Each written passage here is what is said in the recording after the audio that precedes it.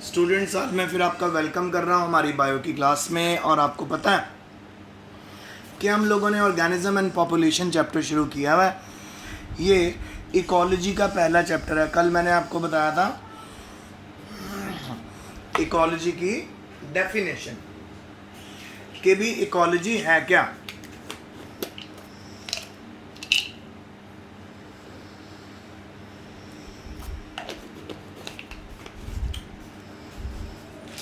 तो बेटा, इकोलॉजी वो ब्रांच ऑफ साइंस है which deals with the interactions between study of interactions between organism and environment.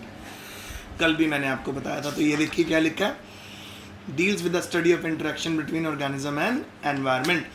तो आज हमारा क्वेश्चन है, कल हमने 11 क्वेश्चंस किए थे। आपको पता है पहले हम 1 मार्क वाले करते हैं, फिर 2 to 3 मार्क्स वाले करते हैं, सो ऑन।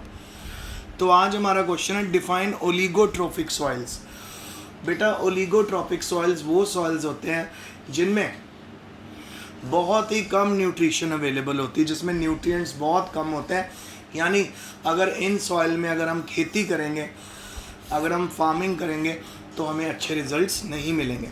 तो देखिए, the soils having low nutrient are called oligotrophic soils.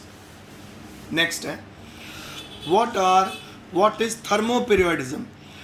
Thermoperiodism होता है बेटा phenomenon of response of plants to relative temperature of dry at day and night। तो बेटा, टेम्परेचर का क्या इफेक्ट पड़ता है प्लांट्स के ऊपर, उसको थर्मोपीरियोडिज्म बोलते हैं। ठीक है, टेम्परेचर का क्या इफेक्ट पड़ता है प्लांट्स के ऊपर with respect to day and night.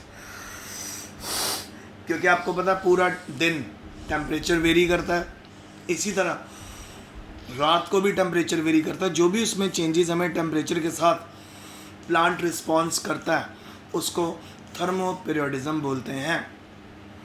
आपको याद होगा +1 में मैंने आपको कुछ प्लांट करवाए थे। जब हम फोटोसिंथेसिस वाला चैप्टर कर रहे थे तो उसमें मैंने आपको बताया था short day plant, long day plant, day neutral plant, if you remember, है ना।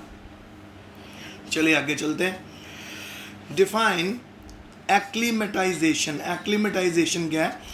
Gradual physiological adjustment to slowly new environmental condition is known as acclimatisation. आपको मैं एक्लीमेटाइजेशन के साथ का एक वर्ड बताता हूँ बेटा, दैट इज उसको हम बोलते हैं हमारी होम्योस्टैसिस। फॉर एग्ज़ाम्पल, आप धूप में गए और एकदम आप धूप से जब कमरे में आते हो, आपको कमरे में एकदम अंधेरा नज़र आता है, पर थोड़ी ही देर में आपको वो अंधेरा बिल्कुल गायब हो जाता है और आपको नॉर्मल दिखने लग जाता है। तो हमारी बॉडी अपने आप को बैलेंस कर लेती है। इसी तरह अगर आप रनिंग कर रहे हो, आपका हार्ट रेट बहुत ज़्यादा 150-200 पे पहुंचा हुआ है, पल्स है ना पर मिनट, हमारी जो नॉर्मल पल्स होती है वो कितनी होती है आपको पता ही होगा, 72। तो हार्ट रेट नॉर्मल पल्स से जब डबल ट्रिपल हो जाता है जब हम भागते हैं, उसके बाद जब आप थोड़ी देर के लिए बैठते हो, अपने आप ही आपका हार्ट दोबारा वापस आ जाता है नॉर्मल पल्स के ऊपर। आपकी जो ब्रीदिंग है जो बहुत तेज़ हुई है वो ब्रीदिंग भी नॉर्मल हो जाती है। सो बच्चों, मेरे कहने का मतलब यहाँ पे आपको ये है कि होम्योस्टैसिस में एकदम सडन आपकी बॉडी में जो चेंजेस होते हैं वो हमारी बॉडी को नॉर्मल बैलेंस पे लेके आता है। पर यहाँ पे एक्लिमेटाइजेशन में क्या है कि जैसे जैसे एनवायरनमेंट में चेंज होता है, वहाँ पे रहने वाले एनिमल्स में भी, प्लांट्स में भी धीरे धीरे धीरे धीरे चेंजेस आने शुरू हो जाते हैं। ज़ीरोफिटिक एरिया में चले जाइए आप। ज़ीरोफिटिक एरिया वो एरिया होता है जहाँ पे बहुत कम पानी होता है, जहाँ पे रेगिस्तान, ठीक है, डेजर्ट, वहाँ पे आपको जितने प्लांट यूजुअली मिलेंगे, आप देखोगे कि उनकी जो क्यूटिकल होगी, जो उनकी आउटर स्किन होगी, वो बड़ी हार्ड होगी। उनकी आउटर स्किन हार्ड क्यों होती है? उनकी आउटर स्किन इसलिए हार्ड होती है ताकि उनका ट्रांसपीरेशन का रेट कम हो जाए, ट्रांसपीरेशन कम हो। क्योंकि बेटा अगर वहाँ पे ट्रांसपीरेशन ज़्यादा हो जाएगी तो क्या प्रॉब्लम आ जाएगी? तो प्रॉब्लम ये आ जाएगी बेटा वहाँ पर कि सारा पानी उड़ जाएगा और पीछे प्लांट डिहाइड्रेट होकर डाई आउट हो जाएगा, क्योंकि वहाँ तो सॉइल में भी पानी इतना अवेलेबल नहीं होता। तो ये जो चेंजेस आपको देखने को मिल रहे हैं, ये एक्लिमेटाइजेशन के करके चेंजेस देखने को मिल रहे हैं। तो यानी ग्रेजुअल फिजियोलॉजिकल एडजस्टमेंट, प्लांट या एनिमल अपने आप को जब आसपास के एनवायरनमेंट के अकॉर्डिंगली धीरे धीरे एडजस्ट करना शुरू कर देते हैं, उसको एक्लिमेटाइजेशन बोलते हैं। अब आगे बड़ा कॉमन क्वेश्चन है, what is environment? It is sum total of all abiotic and biotic factors which surround and influence the organism potentially। यानी टोटल एबायोटिक और बायोटिक फैक्टर्स जो ऑर्गेनिज्म को सराउंड करते हैं और उसको इन्फ्लुएंस करते हैं फिजियोलॉजिकली, ठीक है। और इवन जो एनिमल होता है या जो भी है, चाहे वो प्लांट है चाहे वो एनिमल है, चेंजिंग एनवायरनमेंट के साथ उसमें भी बहुत से चेंजेस हमें देखने को मिलते हैं। फिर अगला आ गया जी, what are edaphic factors? Edaphic factors कौन से होते हैं? देखो बेटा, soil, water, soil, air, soil temperature, soil texture, ये सारे एडिफिक फैक्टर्स में आते हैं। सॉइल में पानी कितना कंटेंट है, एयर का कंटेंट सॉइल में, टेम्परेचर कैसा है, सॉइल का टेक्सचर किस तरह का है, ये सारे एडिफिक फैक्टर होते हैं। फिर नेक्स्ट है, define diurnal and nocturnal animal with example. बेटा नाम से पता चल रहा है, नक्टर्नल मतलब नाइट।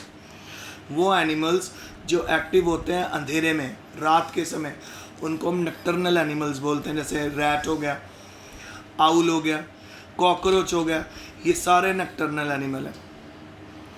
और डायurnal एनिमल्स कौन से होते हैं? जो भी एक्टिव होते हैं डे के समय। इसकी एग्जांपल है बेटा बटरफ्लाई एंड बर्ड्स। और ये गलत यहाँ पे लिखा हुआ है, एक्चुअल में बेटा ये बर्ड्स है,